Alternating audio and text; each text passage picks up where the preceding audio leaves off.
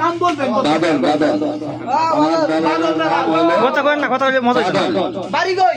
এই শালার শালা এত বড় ছিটা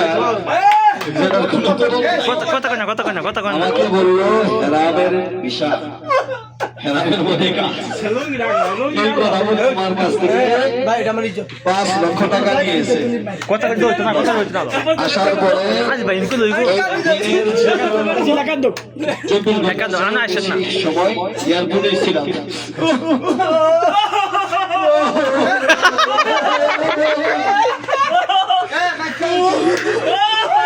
তারপরে কি করবো?